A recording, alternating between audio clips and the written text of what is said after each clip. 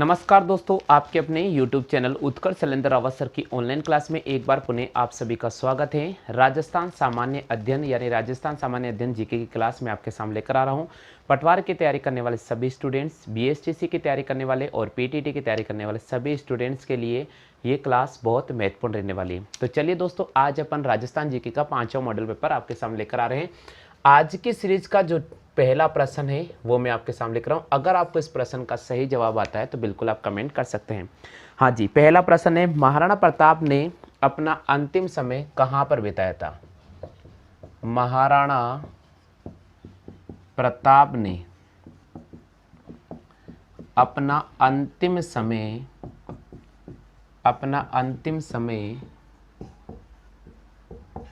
कहां पर बिताया?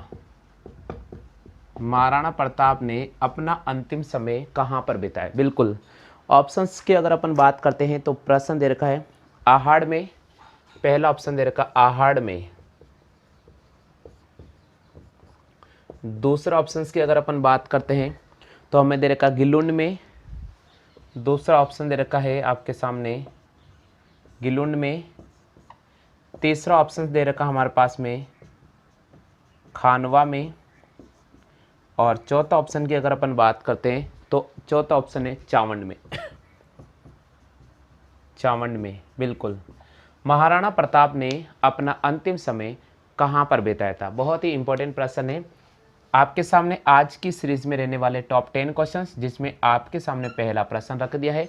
अगर आपको इस प्रश्न का सही जवाब आता है तो भैया जल्दी से कमेंट करके बता दीजिएगा। बिल्कुल जल्दी से बताइए।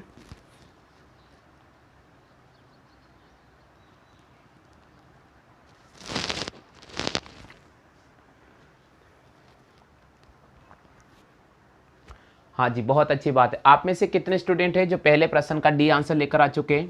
पहले प्रश्न का डी आंसर, महाराणा प्रताप ने अपना जो अंतिम समय बिताया था कहां पर बिताया था? चावंड में बिताया था। कहां पर बिताया था? चावंड में बिताया था। महाराणा प्रताप ने अपना जो अंतिम समय कहां पर बिताया था? चावंड में बिताया था। ठीक है, कॉपी कर लो जल्दी से। 19 जनवरी 1597 को महाराणा प्रताप की मृत्यु होती है। तो आपको ध्यान रखना पड़ेगा, 19 जनवरी 1597 को महाराणा प्रताप की मृत्यु होती है और इन्होंने जो अपना अंतिम समय बताया था वो चावंड में बिताया था। कहाँ पर बिताया था? चावंड में बिताया था। और आपको पता है कि चावंड के पास ही एक गांव है जिसका नाम है बांडोली गांव, और इसी बांडोली गांव के निकट एक नदी है, नाला है, जहां पर महाराणा प्रताप का अंतिम संस्कार किया था, अग्नि संस्कार किया गया था। और वहीं पर एक छोटी सी स्मारक छतरी भी बनी हुई है। तो ठीक है, आगे समझ में। चलो कॉपी कर लीजिएगा। पहला प्रश्न मैंने आपको बता दिया है। चलिए बात करते हैं प्रश्न संख्या दूसरे की। पहला प्रश्न मैंने आपको क्लियर करा दिया है। प्रश्न संख्या दूसरा है, विभीषण मंदिर। प्रश्न संख्या दूसरा है, विभीषण मंदिर कहाँ है? विभीषण मंदिर कहाँ है? प्रश्न संख्या दूसरा है, विभीषण मंदिर कहाँ है? ऑप्शंस की बात अगर अपन करते, 4 ऑप्शंस मैं आपको दूंगा। पहला ऑप्शन है पुष्कर में। पहला ऑप्शन है पुष्कर, जिसको हम बोलेंगे अजमेर में। दूसरा ऑप्शंस की अगर अपन बात करते हैं तो आपको दे रखा है कैथुन यानी कोटा में। सी ऑप्शंस की बात करते हैं तो सी ऑप्शन दे रखा है नागदा, चित्तौड़ में। और डी ऑप्शन दे रखा है इनमें से कोई नहीं। बिल्कुल, प्रश्न संख्या 2, बिल्कुल अगर आपको जवाब आता है तो भैया जल्दी से बता दीजिएगा। आज मैं आपके सामने राजस्थान जीके का 5वां क्लास सेट लेकर आ गया, बहुत इंपॉर्टेंट है। हाँ जी, विभीषण मंदिर कहाँ पर स्थित है? जल्दी से कमेंट करें, विभीषण मंदिर कहाँ पर स्थित है? बहुत अच्छी बात है। आप में से कितने स्टूडेंट हैं जो इसका बी ऑप्शन लेकर आ गए? विभीषण मंदिर कहाँ पर स्थित है? तो विभीषण मंदिर स्थित है कैथुन कोटा में। कहाँ पर स्थित है? कैथुन कोटा में। विभीषण मंदिर कहाँ पर स्थित है? कैथुन कोटा में स्थित है। बिल्कुल, कोटा के कैथुन कस्बे में 3री से 5वीं सदी के मध्य बना विभीषण मंदिर एक प्राचीन मंदिर है। भारत में ये एकमात्र मंदिर है और इस मंदिर में स्थित विशाल मूर्ति धड़ से ऊपर तक की है। जिसे विभीषण मूर्ति माना जाता है। धड़ से ऊपर की मूर्ति है, इसलिए इसे विभीषण मूर्ति भी माना जाता है। ठीक है। प्रश्न संख्या तीसरा, दूसरा प्रश्न मैंने आपको जवाब दे दिया है। प्रश्न संख्या तीसरा, आदिवासियों का मुक्ति धाम महास्थल कहाँ पर है? प्रश्न संख्या तीसरा हमारे पास में आदिवासियों का मुक्ति स्थल, आदिवासियों का मुक्ति स्थल महाधाम कहाँ पर स्थित है? आदिवासियों का मुक्ति धाम स्थल महाधाम कहाँ पर स्थित है? आदिवासियों का मुक्ति धाम महास्थल कहाँ पर स्थित है? ऑप्शंस की बात कर रखा है तो पहला ऑप्शन दे रखा है पुष्कर अजमेर। पहला ऑप्शन दे रखा है पुष्कर अजमेर। दूसरा ऑप्शन की बात कर रहे हैं तो आपको दे रखा है बेणेश्वर। दूसरा ऑप्शन से आपके सामने दे रखा है बेणेश्वर, बिल्कुल डूंगरपुर में है, बेणेश्वर डूंगरपुर। ठीक है। तीसरा ऑप्शन की बात करते हैं तो आपको दे रखा है कैथून कोटा। और चौथा ऑप्शन की अगर अपन बात करते हैं तो साथियों आपको दे रखा है इनमें से कोई नहीं। बहुत इंपॉर्टेंट प्रश्न है। हाँ भैया, जो स्टूडेंट इस समय लाइन पर हैं, जो स्टूडेंट इस समय क्लास देख रहे हैं, उन सभी से निवेदन है कि कमेंट करें जल्दी से। बिल्कुल, आदिवासियों का मुक्ति स्थल महाधाम कहाँ पर स्थित है? बहुत इंपॉर्टेंट चीज़ है, बहुत ही इंपॉर्टेंट चीज़ है। बिल्कुल बी ऑप्शन पर कमेंट किया भैया, बेणेश्वर। बिल्कुल, आदिवासियों का महाधाम कहाँ पर स्थित है? तो बेणेश्वर। बिल्कुल, बेणेश्वर कहाँ पर है? डूंगरपुर में स्थित है। बेणेश्वर कहाँ पर है? डूंगरपुर में। क्लियर हो गया? आ गया। सोम, माही और जाखम नदी के संगम पर बना है बेणेश्वर धाम।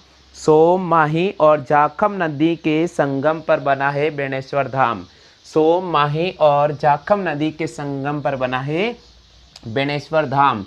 बिल्कुल, आदिवासियों का प्रमुख तीर्थ स्थल माना जाता है ना। ठीक है। चौथा प्रश्न है संत पीपा की गुफा कहाँ पर स्थित है? चौथा प्रश्न है संत पीपा की गुफा कहाँ पर है? संत पीपा की गुफा कहाँ पर स्थित है?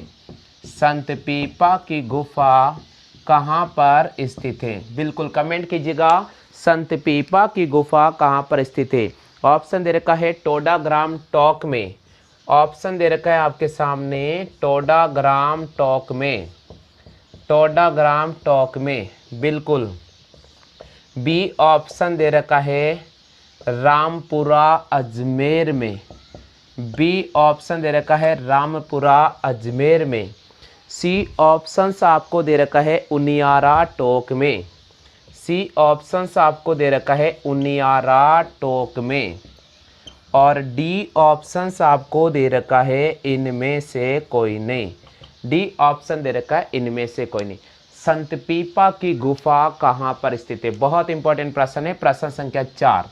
प्रश्न संख्या 4, संत पीपा की गुफा कहाँ पर स्थित है?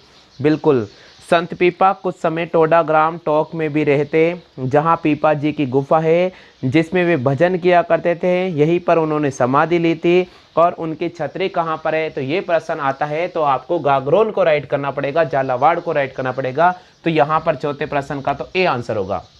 संत पीपा की गुफा कहाँ पर है? तो टोडाग्राम टॉक में है, जहाँ पर इन्होंने अंतिम समय बिताया था। यहीं पर ये भजन कीर्तन करते थे, यहीं पर इनकी समाधि स्थित है। लेकिन अगर आपसे पूछ ले कि संत पीपा की छतरी कहाँ पर स्थित है, तो संत पीपा की छतरी कहाँ पर स्थित है? संत पीपा की जो छतरी स्थित है भैया, गागरोन झालावाड़ में स्थित है। कहाँ पर स्थित है? गागरोन झालावाड़ में स्थित है।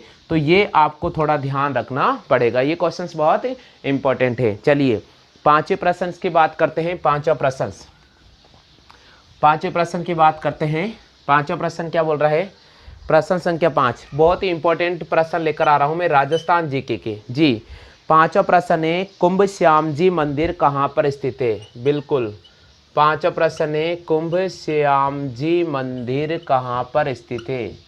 कुंभ श्याम जी मंदिर कहाँ पर स्थित है? कुंभ श्याम जी मंदिर कहाँ पर स्थित है? ये हमारे पास में है पांचवा प्रश्न। कुंभ श्याम जी मंदिर कहाँ पर स्थित है? ऑप्शन दे रखा है अजमेर में, ऑप्शन दे रखा है अजमेर में, बी ऑप्शन दे रखा है उदयपुर में, बी ऑप्शन दे रखा उदयपुर में, सी ऑप्शन दे रखा है चित्तौड़गढ़ में, सी ऑप्शन दे रखा है चित्तौड़गढ़ में, और डी ऑप्शन दे रखा है राजसमंद में। बिल्कुल जल्दी से बता दीजिएगा कुंभ श्याम जी का मंदिर कहाँ पर स्थित है। बहुत ही इंपॉर्टेंट है, 4 ऑप्शंस मैंने आपके सामने रख दिए, जल्दी से बताइए भैया।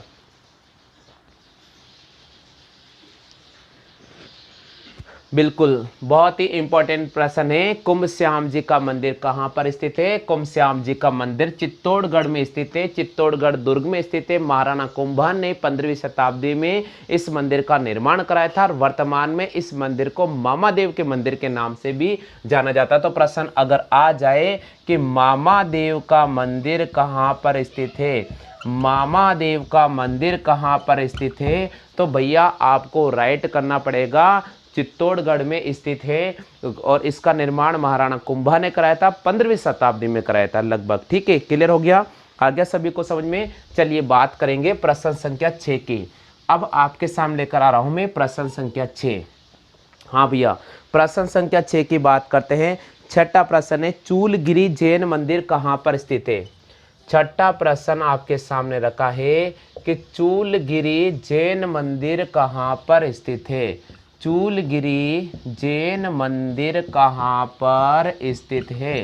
कहाँ पर है? चूलगिरी जैन मंदिर कहाँ पर है? हाँ जी, ऑप्शन है उदयपुर, जयपुर, जोधपुर। ऑप्शंस आपके सामने दे रखा है उदयपुर, बी ऑप्शंस आपके सामने दे रखा है जयपुर, सी ऑप्शंस आपको दे रखा है अलवर, और डी ऑप्शंस आपको दे रखा है कोटा। ये 4 ऑप्शंस आपके सामने रखा है। चूलगिरी जैन मंदिर कहाँ पर स्थित है? प्रश्न संख्या 5 चल रहा है। देखिए, 5वें प्रश्न का आंसर मैंने आपको बता दिया था, 5वें प्रश्न का आंसर मैंने बता दिया था, बी ऑप्शन था 5वें प्रश्न का। ठीक है, चित्तौड़गढ़ था। अब अपने सामने चल रहा है छठा प्रश्न। आप मुझे बताइए छठे प्रश्न का आंसर क्या होगा? चूलगिरी का जैन मंदिर कहाँ पर स्थित है? जल्दी से बताओ, चूलगिरी का जैन मंदिर कहाँ पर स्थित है? चूलगिरी का जैन मंदिर जयपुर में स्थित है। चूलगिरी का जैन मंदिर कहाँ पर स्थित है? चूलगिरी का जैन मंदिर जयपुर में स्थित है। चूलगिरी का जैन मंदिर कहाँ पर स्थित है? चूलगिरी का जैन मंदिर जयपुर में स्थित है। क्लियर हो गया? हाँ भैया, नेक्स्ट प्रश्न की बात करते हैं। कल का जो सेशन था, कल के सेशन में रेखा जो गायरी है उनका जो टेस्ट में उन्होंने 10 में से 8 क्वेश्चन राइट किए। इसी प्रकार सोनू रावत, उनके भी 10 में से 8 क्वेश्चन थे। सहरिया, बिल्कुल सहरिया जी के भी 10 में से 6 क्वेश्चन राइट थे। तो आज के सेशन की अगर बात करते हैं तो आप भी कमेंट करके मुझे व्हाट्सएप पर बता दीजिएगा कि आपके 10 में से कितने राइट हो रहे हैं। ये जरूर कमेंट करके मुझे बता देना। ठीक है, चलिए भैया 7वां प्रश्न। देखिए, आपका मनोबल बढ़ेगा, आप कितने क्वेश्चन राइट कर पाते हैं इससे आपको पता चलेगा। नेक्स्ट प्रश्न है, जाली रानी का मालिया महल कहाँ पर स्थित है? बिल्कुल, नेक्स्ट प्रश्न है, जाली रानी का मालिया महल, जाली रानी का मालिया महल कहाँ पर है? बिल्कुल, जाली रानी का मालिया महल कहाँ पर है या किस दुर्ग में स्थित है, ये भी कह सकते हैं। जाली रानी का मालिया महल कहाँ पर है या किस दुर्ग में स्थित है? भैया बहुत इंपॉर्टेंट है, भैया बहुत इंपॉर्टेंट है। ऑप्शंस आपके सामने दे रखा है चित्तौड़गढ़ दुर्ग, ऑप्शंस आपको दे रखा है चित्तौड़गढ़ दुर्ग, बी ऑप्शंस आपको दे रखा है कटारगढ़ दुर्ग, बी ऑप्शंस आपको दे रखा है कटारगढ़ दुर्ग, सी ऑप्शंस की बात करते हैं तो सी ऑप्शन दे रखा है बाला का किला, सी ऑप्शन दे रखा है बाला का किला, सी ऑप्शन दे रखा है बाला का किला, और डी ऑप्शन दे रखा है तारागढ़ का दुर्ग, डी ऑप्शन दे रखा है तारागढ़ का दुर्ग। बिल्कुल, आपसे पूछा है जाली रानी का मालिया महल कौन से दुर्ग में स्थित है? ऑप्शन दे रखा चित्तौड़गढ़ का दुर्ग, बी ऑप्शन है कटारगढ़ का दुर्ग, सी ऑप्शन है बाला का किला दुर्ग, और डी ऑप्शन है तारागढ़ का दुर्ग। प्रश्न संख्या 7 जिसका प्रश्न आपके सामने रखा है, आप जल्दी से कमेंट करते चले।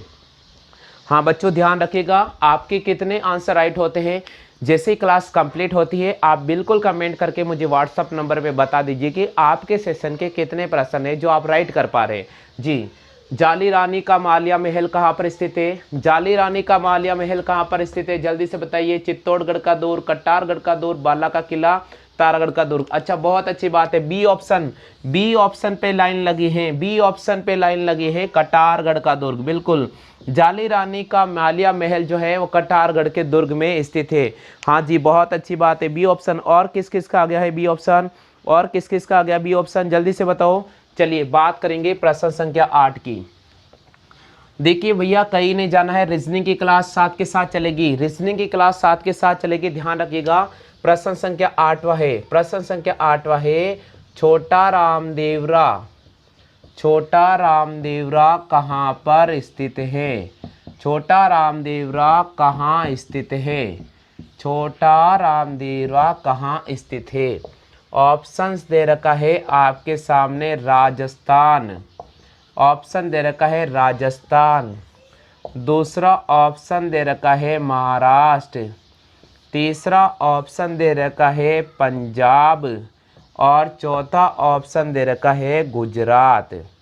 आप मुझे बता दीजिए छोटा रामदेवरा कहाँ पर स्थित है? 4 ऑप्शन है, राजस्थान, महाराष्ट्र, पंजाब और गुजरात। 4 ऑप्शन आपके सामने रखे हैं। प्रश्न संख्या 8वां राउंड पर चला रहा हूँ, जल्दी से बता दीजिएगा। हाँ, सभी स्टूडेंट जल्दी से कमेंट करें, छोटा रामदेवरा कहाँ पर स्थित है? छोटा रामदेवरा कहाँ पर स्थित है? जल्दी से बताओ। कितने बच्चे हैं जो इसका आंसर डी लेकर आगे हैं? बिल्कुल, छोटा रामदेवरा कहाँ पर स्थित है? छोटा रामदेवरा की बात करते हैं तो ये गुजरात में स्थित है। छोटा रामदेवरा कहाँ पर स्थित है? छोटा रामदेवरा गुजरात में स्थित है। कहाँ पर स्थित है? गुजरात में स्थित है। कमेंट करो जल्दी से। और किस किस का आ गया है? और किस किस का आ गया है? राजस्थान का खजुराहो स्थित है। अगला प्रश्न है भैया, राजस्थान का खजुराहो स्थित है। प्रश्न संख्या 9, बहुत इंपॉर्टेंट चीज है, बहुत इंपॉर्टेंट चीज है, सभी बच्चे इसका सही जवाब करेंगे। राजस्थान का खजुराहो स्थित है, राजस्थान का खजुराहो स्थित है। इस प्रकार प्रश्न घुमा दिया है, इस प्रकार प्रश्न घुमा दिया है। जल्दी से, राज संबंध जोधपुर, ऑप्शन दे रखा है आपके सामने राज संबंध, बी ऑप्शंस दे रखा है आपके सामने जोधपुर, सी ऑप्शन दे रखा है आपके सामने बाड़मेर और डी ऑप्शन दे रखा है आपके सामने भीलवाड़ा। जल्दी से बता दो कि राजस्थान का खजुराहो स्थित है। राजस्थान का खजुराहो किसे कहा जाता है, या कौन से मंदिर को राजस्थान का खजुराहो कहा जाता है? ये प्रश्न बहुत ज़रूरी है, जल्दी से बता दीजिएगा। यहाँ बिल्कुल, किराड़ू का मंदिर बाड़मेर में। बहुत अच्छी बात है, किराड़ू का मंदिर बाड़मेर को राजस्थान का खजुराहो कहा जाता है। किराड़ू का मंदिर बाड़मेर को राजस्थान का खजुराहो कहा जाता है। क्लियर हो गया? चलिए नेक्स्ट प्रश्न की बात करते हैं, प्रश्न संख्या 10। प्रश्न संख्या 10 की बात करते हैं, बहुत इंपॉर्टेंट सेशन है। प्रश्न संख्या 10, 10वां है, गोरा बादल महल कहाँ पर स्थित है? 10वां प्रश्न है, गोरा बादल महल, गोरा बादल महल कहाँ पर स्थित है? गोरा बादल महल कहाँ पर स्थित है? हाँ जी, कमेंट करो भैया, गोरा बादल महल कहाँ पर स्थित है? जल्दी से, चित्तौड़गढ़, जोधपुर, जैसलमेर। जल्दी से कमेंट करो, जल्दी से कमेंट करो। ऑप्शन दे रखा है आपके सामने चित्तौड़गढ़, बी ऑप्शन आपके सामने दे रखा है जैसलमेर, सी ऑप्शन आपके सामने दे रखा है अजमेर, डी ऑप्शन आपके सामने दे रखा है कोटा। जल्दी से बता दीजिएगा, बहुत इंपॉर्टेंट है। 10वां प्रश्न, गोरा बादल महल कहाँ पर स्थित है? गोरा बादल महल की अगर अपन बात करते हैं तो चित्तौड़गढ़ दुर्ग में स्थित है। तो आपको यहाँ पर ए ऑप्शन को राइट करना पड़ेगा, ए ऑप्शन को राइट करना पड़ेगा। किसको राइट करना पड़ेगा? ए ऑप्शन को। गोरा बादल महल कहाँ पर स्थित है? चित्तौड़गढ़ दुर्ग में स्थित है गोरा बादल महल। क्लियर हो गया? आ गया सभी को समझ में? यहाँ तक आप मुझे बताइए। अच्छा, सभी बच्चे इस समय जो लाइव देख रहे हैं उनसे मेरा निवेदन है कमेंट करके बताइए कि आपके कितने प्रश्न राइट हुए। इतना सा कमेंट कर दीजिए, आपके कितने प्रश्न राइट हुए हैं। जल्दी से बताओ बच्चों, जल्दी से बताओ कितने प्रश्न आपके राइट हुए। अच्छा, अब आपको कहीं नहीं जाना है। अब मैं रीजनिंग की क्लास लेकर आ रहा हूँ, रीजनिंग के क्वेश्चंस लेकर आ रहा हूँ। आप उनके भी जवाब दीजिएगा, आप उनके भी जवाब दीजिएगा। रीजनिंग की क्लास में लेकर आ रहा हूँ।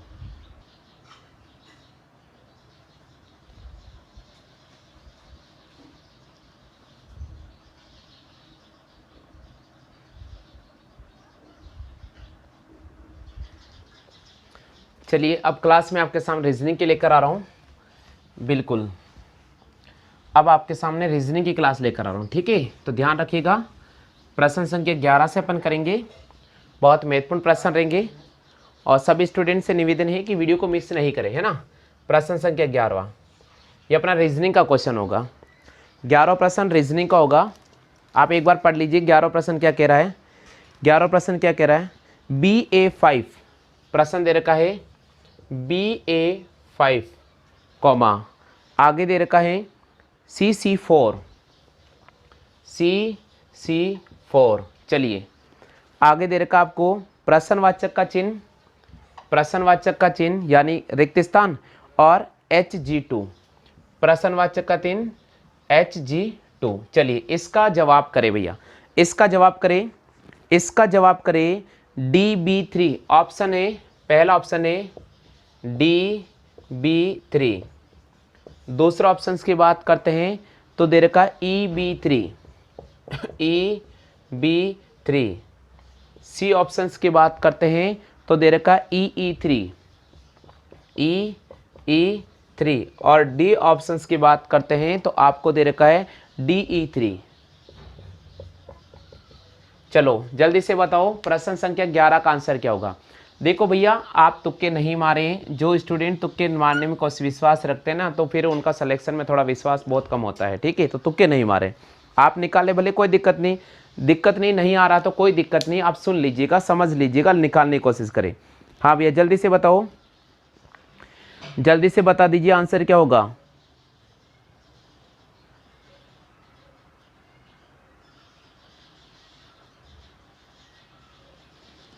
सभी स्टूडेंट्स इस समय क्लास ले रहे हैं, उन सबसे निवेदन है कि कमेंट करके बताइए आंसर क्या होगा।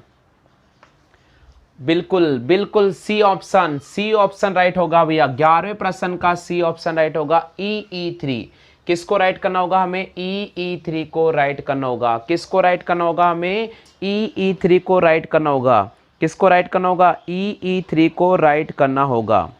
क्लियर हो गया, EE3 को राइट करना होगा। बहुत अच्छी बात है भैया, बहुत ही अच्छी बात है, बिल्कुल बहुत इंपॉर्टेंट चीज है। देखिए कैसे निकला, इधर देखो, B से हम गए हैं C पर +1, C से यहाँ जाएंगे और यहाँ से यहाँ आएंगे। तो सबसे पहले अगर C से मैं D जाता, अगर मैं D जाता तो D के बाद E नहीं आ रहा है, D के बाद H आना है, D के बाद H आ रहा ना, तो कहीं ना कहीं हमें एक पैटर्न ढूंढना होगा। प्लस का 1 तो अपन लिखेंगे प्लस का 2, तो प्लस का 2 करेंगे तो C के बाद D और E, तो यहाँ E आना चाहिए। उसके बाद प्लस का 3 करेंगे, E F G H, बिल्कुल देखो प्लस के 3 पर आ गया H। क्लियर हो गया। चलिए अब देखिए, A से अपन चले C पर, A से C पर चले तो प्लस का 2। फिर अभी देखिए C से अपन किस पे जाएंगे, C से अपन जाएंगे C के बाद D E, प्लस के 2 पर जाते हैं तो E आता है, और E से फिर G आता है तो E के बाद F और G, बिल्कुल तो प्लस के 2, तो बीच वाला चला प्लस का 2 प्लस का 2 प्लस का 2। चलिए 5 में से 1 घटाया 4, 4 में से 1 घटाएंगे 3, 3 में से 1 घटाएंगे 2, तो यहाँ पर हो जाएगा EE3। क्या हो जाएगा, EE3। तो प्रश्न संख्या 11 का जो सही जवाब होगा वो होगा EE3। क्लियर हो गया। चलो नेक्स्ट प्रश्न 12वां प्रश्न दे रहा हूं मैं, जल्दी से बताना आंसर क्या होगा। चलिए बच्चों 12वें प्रश्न की बात करते हैं, 12वें प्रश्न की बात करते हैं। 12 प्रश्न बहुत इंपॉर्टेंट है, देखते हैं कि कितने स्टूडेंट सही जवाब करते हैं। 12 प्रश्न, P3C, P3C R5S R5F R5F T8V T8V। फिर आपको दिया है प्रश्नवाचक का चिन्ह, फिर आपको दिया है प्रश्नवाचक का चिन्ह, और उसके आगे की अगर अपन बात करते हैं, उसके आगे की अगर अपन बात करते हैं तो आपको दे रखा है X17O, आपको दे रखा है X17O। प्रश्न संख्या 11वें का आंसर मैंने आपको सी बताया था, 11वें का आंसर मैंने आपको सी बताया था। 12वां प्रश्न आपके सामने रखा है, जल्दी से बता दीजिए आंसर तो क्या रहने वाला है। बहुत इंपॉर्टेंट चीज है, तुक्का नहीं मारना है, तुक्का बिल्कुल भी नहीं मारना है। बिल्कुल ऑप्शन दे रखा है V12L, बी ऑप्शन दे रखा है U12V, सी ऑप्शन दे रखा है V13M और डी ऑप्शन दे रखा है इनमें से कोई नहीं। जल्दी से बताइए आंसर क्या होगा। बहुत इंपॉर्टेंट चीज़ें, बहुत ही इंपॉर्टेंट चीज़ें। सभी स्टूडेंट का कमेंट में चेक कर लेता हूं, आप जारी देखिएगा इस प्रश्न का आंसर क्या रहेगा। बिल्कुल कितने स्टूडेंट हैं जो 12वें प्रश्न का सही जवाब लेकर आगे हैं? 12वें प्रश्न का सही जवाब ए ऑप्शन लेकर आ गए। कितने स्टूडेंट हैं, कितने स्टूडेंट हैं बताओ जल्दी से। देखिए पी के बाद क्यू आर, पी से गया +2 पर आर, आर के बाद एस और टी +2, तो टी के बाद यू और वी, ये वी आएगा क्योंकि +2 पर, टी से +2 चलने पर कौन आता है? वी। चलो इधर देखो, 3 में 2 जोड़ने 5 और 5 में 3 जोड़ने पर 8, तो 8 में 4 जोड़ेंगे क्योंकि 2 के बाद जुड़ा है 3 और 3 के बाद जुड़ेगा 4, तो यहाँ पर आएगा 12, यहाँ पर आएगा 12। चलो आगे बढ़ते हैं, सी से गया एफ, सी के बाद डी ई एफ, तो प्लस का 3 चला। एफ से गया वी पर, एफ से गया वी पर, एफ से किस पर गया? वी पर। एफ से किस पे गया है भैया? आई है भैया, एफ से आई है, थोड़ा ध्यान रखिए, एफ से आई है भैया, थोड़ा यहाँ ध्यान रखिए, आई है, ध्यान रखिएगा, आई है, तो एफ से गया आई पर। बिल्कुल 3 प्लस का 3, देखो सी डी ई एफ फिर जी एच आई, बिल्कुल +3 चल रहा है, आई फिर जे के एल, बिल्कुल +3 पर हमारे पास ही आ जाएगा, तो यहाँ पर हो जाएगा V12L। क्या हो जाएगा? V12L। क्लियर हो गया? आ गया सभी को समझ में? चलिए बात करेंगे 12वें प्रश्न की, और 12वें प्रश्न का सही जवाब होगा ए, 11वें प्रश्न का सही जवाब होगा सी। हाँ भैया क्लियर हो गया। चलिए नेक्स्ट प्रश्न, प्रश्न संख्या 13, प्रश्न संख्या 13, 13वें प्रश्न का जवाब बताना भैया। प्रश्न संख्या 13, प्रश्न संख्या 13 है अपने पास ए बी, 13वां प्रश्न दे रखा अपने पास में ए बी, उसके बाद दे रखा है D E F, D E F, बिल्कुल ए बी, उसके बाद डी ई एफ, फिर एच आई जे के, एच आई जे के, और आगे दे दिया है प्रश्नवाचक का चिन्ह। बिल्कुल बताइए आंसर क्या रहेगा प्रश्न संख्या 13 का? आंसर क्या रहेगा जल्दी से बताओ। ऑप्शन दे रखा है L M N O P, option दे रखा L M N O P, दूसरा ऑप्शन दे रखा आपके सामने L M N O, L M N O, तीसरा ऑप्शन दे रखा है L M O N P, और चौथा ऑप्शन दे रखा है इनमें से कोई नहीं, चौथा ऑप्शन दे रखा है इनमें से कोई नहीं। जल्दी से बताइए प्रश्न संख्या 13 का आंसर क्या रहेगा भैया, जल्दी से कमेंट करें। देखिए देरी नहीं लगाए, बहुत इंपॉर्टेंट क्लास चल रही है, बहुत इंपॉर्टेंट क्लास है, जल्दी से बताओ सभी स्टूडेंट कमेंट करें।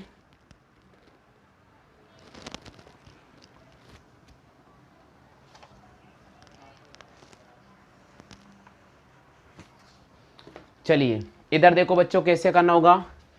ए से गया ए बी रेगुलर है, फिर बी से +2 जोड़ा तो डी ई एफ रेगुलर है, एफ से जी एच प्लस का 2 जोड़ा तो एच आई जे के रेगुलर है, के से +2 जोड़ेंगे तो आई जे के, फिर एल और उसके बाद आता एम, तो उसके बाद हो जाएगा एम एन ओ पी और क्यू, ये आना चाहिए क्योंकि पहले 2 थे फिर 3 फिर 4, तो अब ये 5 हो जाएगा M N O P Q, तो यहाँ पर होगा इनमें से कोई नहीं, यानी 13वें प्रश्न का आपको जवाब करना होगा डी ऑप्शन सही जवाब होगा M N O P Q. Clear हो गया?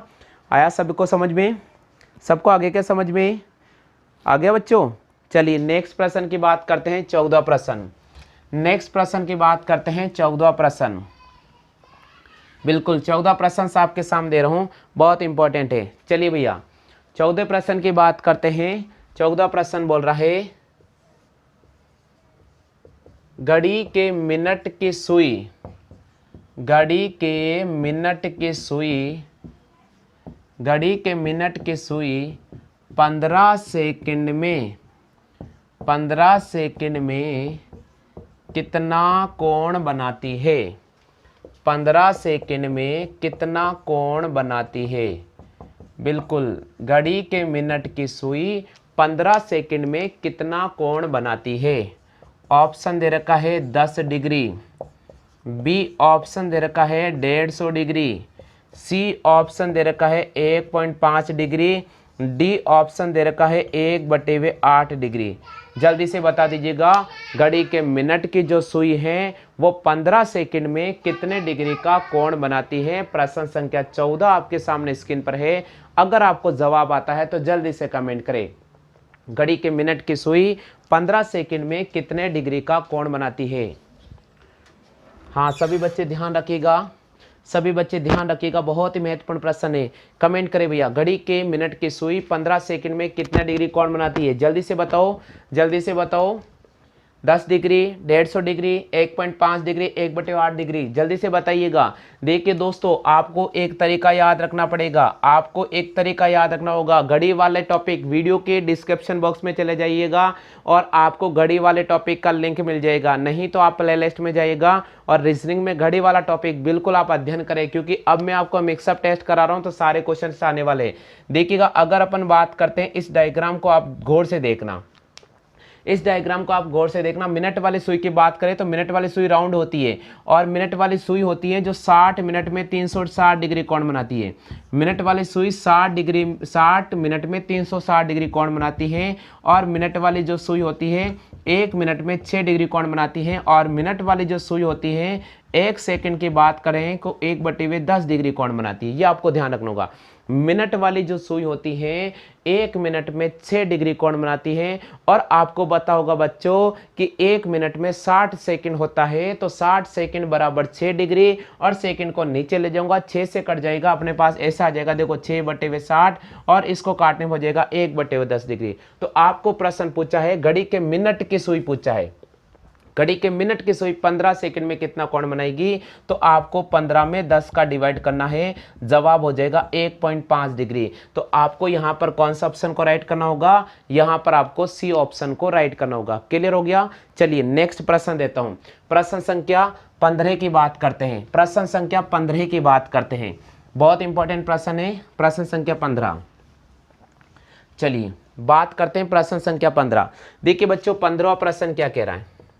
15वां प्रश्न क्या बोल रहा है? 15वां प्रश्न बोल रहा है, घड़ी के मिनट की सुई, घड़ी के मिनट की सुई, घड़ी के मिनट की सुई 20 सेकंड में कितना कोण बनाती है? घड़ी के मिनट की सुई 20 सेकंड में कितना कोण बनाती है?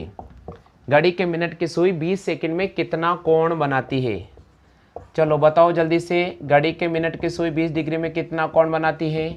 घड़ी के मिनट की सुई 20 सेकंड में कितना मिनट का कोण बनाती है? कितने डिग्री कोण बनाती है, सॉरी कितना कोण बनाती है? ऑप्शन दे रखा है आपको 2 डिग्री, बी ऑप्शन दे रखा है 120 डिग्री, सी ऑप्शन दे रखा 1/60 डिग्री और डी ऑप्शन दे रखा है इनमें से कोई नहीं। जल्दी से बता दीजिएगा।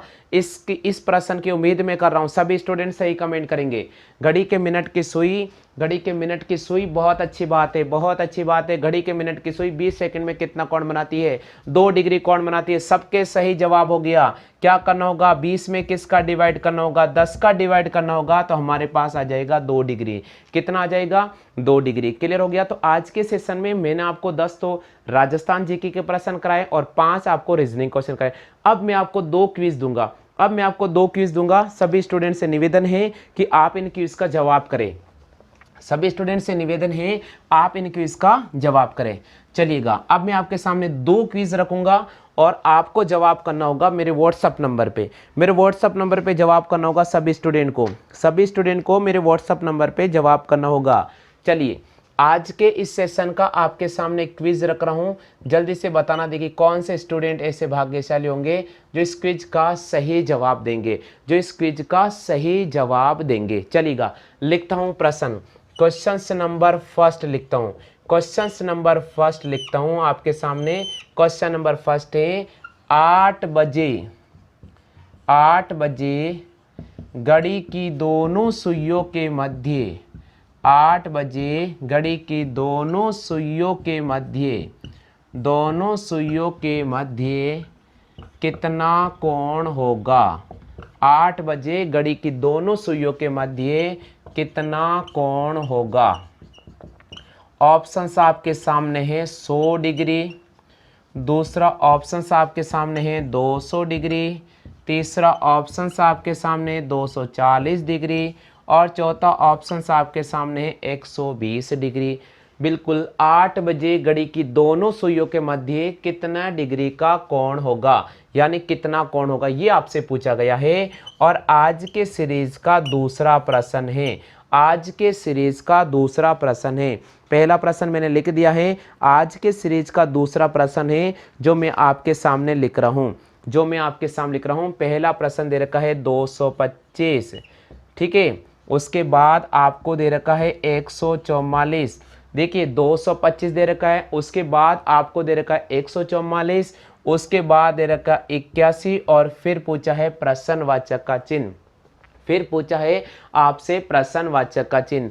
225, 144, उसके बाद 81 और फिर पूछा है आपसे प्रश्नवाचक का चिन्ह। तो ऑप्शन दे रखा आपके सामने 42, बी ऑप्शन आपको दे रखा 36, सी ऑप्शन दे रखा 49 और डी ऑप्शन दे रखा इनमें से कोई नहीं। तो सभी स्टूडेंट जो इस समय क्लास अटेम्प्ट कर रहे हैं उन सबसे मेरा निवेदन है कि पहले मैंने 15 प्रश्न हल कराए हैं, जिसमें से 10 राजस्थान जीके के थे और 5 रीजनिंग के कराए और 2 मैंने आपके सामने क्विज रखे हैं। आप इनका कमेंट जरूर कर दीजिएगा।